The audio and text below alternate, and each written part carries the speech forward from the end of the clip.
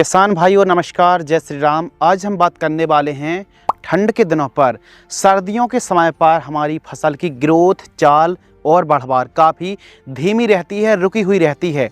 तो ऐसी कंडीशन पर यानी सर्दियों के दिनों पर कैसे ग्रोथ में आप ज़्यादा से ज़्यादा इजाफा कर सकते हैं, फल फूल की संख्या में वृद्धि कर सकते हैं, ज़्यादा फुटाव ला सकते हैं और साथ ही जड़ों की ग्रोथ को आप कैसे बढ़ा सकते हैं। तो ओवरऑल सर्दियों के दिनों पर धीमी ग्रोथ के कई कारण हैं, जैसे कि सनलाइट, प्रकाश की किरणें हमारी पृथ्वी तक हमारी फसल पर प्रॉपर नहीं पड़ पाती है, यानी 24 घंटे में मात्र 7 से 8 घंटे ही धूप फसलों पर लग पाती है और वो भी बहुत ही हल्की रहती है, ठंडक रहती है धूप। यानी एक प्रकार से जब पौधा भोजन बनाता है तो प्रकाश संश्लेषण के द्वारा भोजन तैयार करता है और प्रॉपर सनलाइट हमारी फसलों पर, पत्तों पर प्रॉपर नहीं पड़ती है तो ग्रोथ चाल वैसे भी रुक जाती है।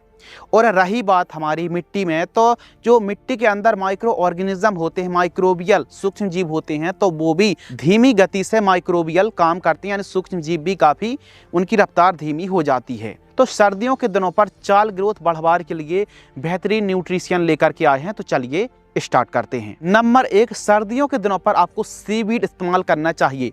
सीवीड का मतलब क्या होता है? सी यानी समुद्र और बीड यानी दोस्तों जो समुद्र होता है उसके अंदर जो वनस्पतिक उगती है वहां तक सनलाइट प्रॉपर नहीं जा पाती, यानी 3 किलोमीटर 4 किलोमीटर अंदर तक सनलाइट प्रॉपर नहीं पहुंच पाती है। फिर भी जो समुद्र के अंदर जो वनस्पति उगती है वहाँ भी जो वनस्पति अपने आप को जीवित रख पाती है और चाल ग्रोथ अच्छे से ले पाती है, तो उन्हीं का अर्क निकाल करके सीवीड तैयार किया जाता है।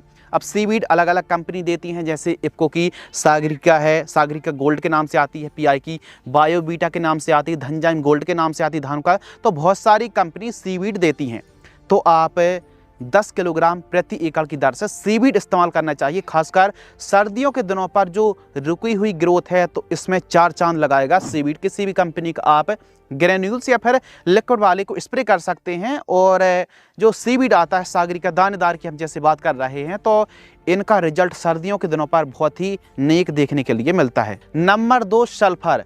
सर्दियों के दिनों पर जब मौसम में काफ़ी ज़्यादा ठंडक रहती है तो इस समय सल्फर से कोई बेस्ट काम कर ही नहीं सकता। सल्फर मिट्टी के पीएच को कंट्रोल करता है, बैलेंस करता है और मिट्टी के अंदर फसलों में गर्माहट देता है, गर्मी देता है। तो सल्फर का इस्तेमाल आपको ज़रूर करना चाहिए, जैसे कि बेंटोनाइट सल्फर है या फिर सल्फर 90% वाली आती है, 80% वाली आती है। तो सल्फर आपको अवश्य इस्तेमाल करना चाहिए। 3 किलोग्राम से लेकर के 5 किलोग्राम 1 एकड़ के लिए पर्याप्त है। तो सल्फर बहुत ज़रूरी है। और सल्फर आप यूज कर रहे हैं तो सल्फेट वाली खादों का इस्तेमाल भी कर सकते हैं, जैसे कि जिंक सल्फेट है, फेरस सल्फेट है, मैग्नीशियम सल्फेट है, अमोनियम सल्फेट है। जो सल्फेट वाली खादें आती हैं इनका इस्तेमाल आप सर्दियों के दिनों पर अवश्य करें। कितना?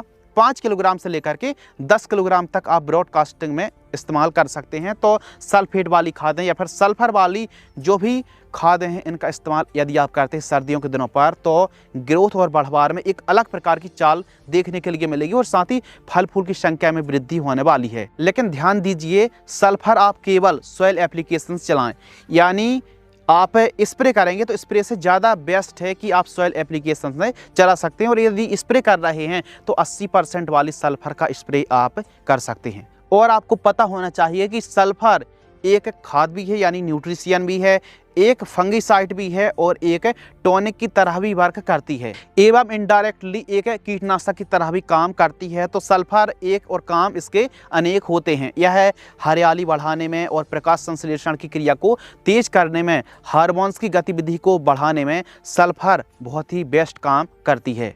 नंबर 3, गुड़। अब जो गुड़ है जो गन्ने से तैयार किया जाता है, गुड़ ज़्यादा से ज़्यादा पुराना रहेगा तो उतना बेस्ट रहेगा।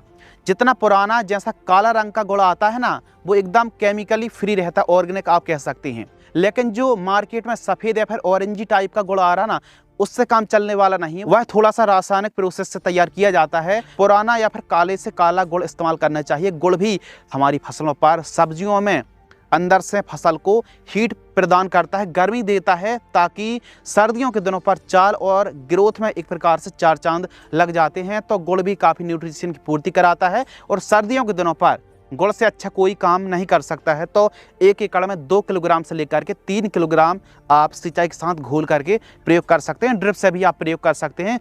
इसके कोई भी साइड इफेक्ट नहीं है, उल्टे बहुत ही अच्छे फायदे देखने के लिए मिलते हैं एकदम सस्ते में। नंबर 4 PSB का बैक्टीरिया यानी फास्फोरस सोलबिलाइजिंग जो बैक्टीरिया होता है। अब मिट्टी के अंदर जो बैक्टीरिया जो सूक्ष्म जीव हैं वो सर्दियों के दिनों पर धीमी गति से काम करते हैं, हमने स्टार्टिंग पर बताया था। तो उनको एक्टिवेट करने के लिए तेज गति से काम कर सकें तो इसके लिए PSB का जो कल्चर आता है ना 500 ml की दर से आप 1 एकड़ में इस्तेमाल कर सकते हैं। PSB का बैक्टीरिया यह भी सर्दियों के दिनों पर बहुत अच्छा काम करता है।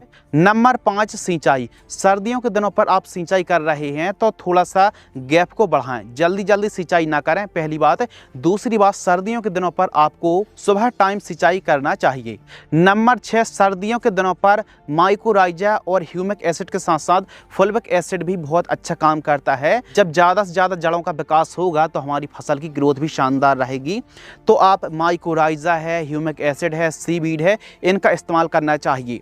अब इन्हीं सभी तत्वों की पूर्ति करने के लिए जैसे रैली गोल्ड आता है, रैली गोल्ड में सीवीड भी है, ह्यूमिक एसिड भी है, माइकोराइजा भी है, अमीनो एसिड भी है और भी काफ़ी विटामिन हैं। तो आप रैली गोल्ड इस्तेमाल कर सकते हैं। 1 एकड़ में आपको 4 किलोग्राम इस्तेमाल करना चाहिए। और रैली गोल्ड पाउडर वाला भी आता है, पाउडर वाले का इस्तेमाल कर रहे हैं तो फिर आप 100 ग्राम की दर से स्प्रे कर सकते हैं।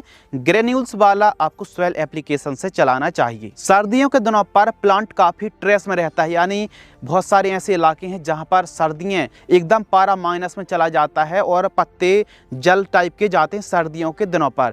तो एक प्रकार से स्ट्रेस आता है, तो इसके लिए एक एंटी स्ट्रेस या फिर एंटी स्ट्रेस टॉनिक का स्प्रे आप कर सकते हैं। जैसे कि मार्केट में काफ़ी अच्छी एंटी स्ट्रेस टॉनिक आती हैं, जैसे सीएफटॉन टॉनिक आती है 300 ml या फिर रैफीग्रो है 400 ml, एम्बिशन 300 ml। तो इनमें से कोई भी एक टॉनिक का स्प्रे सर्दियों के दिनों पर आप कर सकते हैं और फल फूल की संख्या में वृद्धि कर सकते हैं।